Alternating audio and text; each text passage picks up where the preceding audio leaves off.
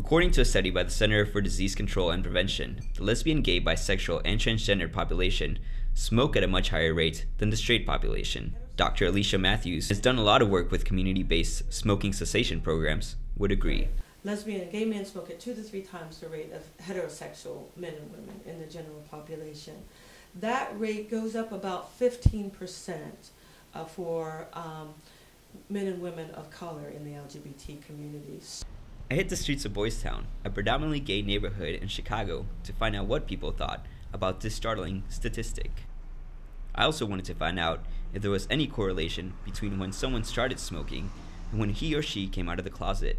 Dan Reimer has been smoking since he was 16, which also happens to be the same age that he came out of the closet. I think that there's a tendency in the gay and lesbian community to it's a very alcohol-centric culture. There's a lot of drinking and and promiscuity, and I think that the sort of party lifestyle lends itself to smoking and things of that nature. At first I thought I hit the nail on the head with my hypothesis on coming out and smoking, but I was proven wrong. I interviewed a lesbian couple that wanted to remain anonymous, and Nate didn't agree. This woman has been smoking since she was 9 and didn't come out of the closet till she was 17. You say you don't really think that more LGBT people smoke than heterosexuals, or do you? I don't see the correlation. People smoke because they choose to smoke. The gay population is still facing a higher rate of HIV infections, and smoking can really decrease the effectiveness of HIV antiretroviral medication. Sadly, some of the highest rates of smoking are within the HIV-positive population.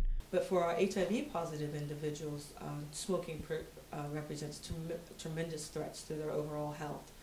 So not only do HIV-positive people, if they smoke, are they more likely to get AIDS-related illnesses, but they're also getting cancers at high rates as well. There's light at the end of this rainbow. I talked to some smokers that are surrounded by non-smokers. Stacy Bridges has been smoking since he was 17 and came out of the closet when he was 19.